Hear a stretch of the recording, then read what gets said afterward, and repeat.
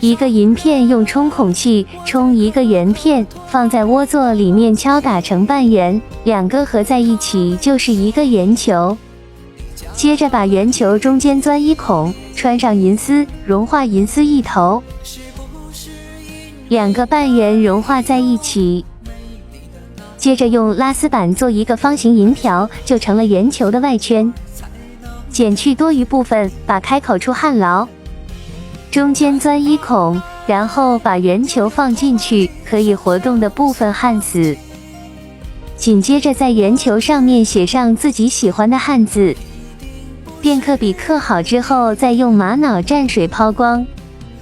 是你喜欢的吗？喜欢的话别忘了给我个小爱心哦。